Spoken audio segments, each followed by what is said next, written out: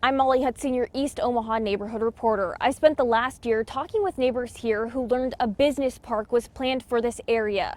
Over the last several months, as business groups and local leaders have been talking, neighbors have waited for actual answers, just hoping to learn if they'll be able to keep their homes. Everybody's trying to stick together down here and get through this. Neighbors like Abraham Lincoln have called this area home for decades. This is kind of a family street. I was raised in that house right next door. A familiar story to Rachel Hofker on the other side of the neighborhood, who I first spoke with back in February. We have family over here, family on the next block, family on the next block, family all the way down. In the 12 months since the project was first announced, some have held off on home projects. Others have told me they've wondered where they would go if they were forced to sell. For Lincoln, the answer's easy. He has no plans of leaving. The attitude I got is I don't even want them to talk to me, because I don't want to move.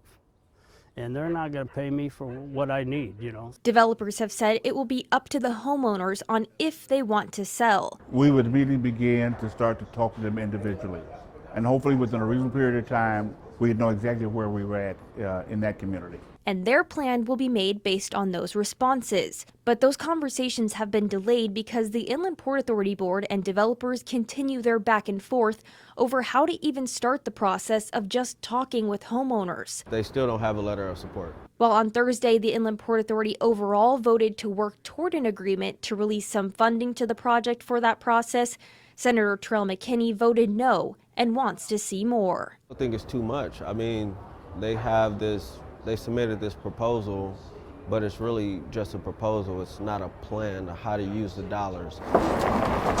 If you could best describe the feeling of just the unknown at this point, almost a year later, what's the best way to describe it? Aggravating. It's very aggravating. The next Inland Port Authority meeting is January 2nd. In East Omaha, I'm Molly Hudson, your neighborhood reporter.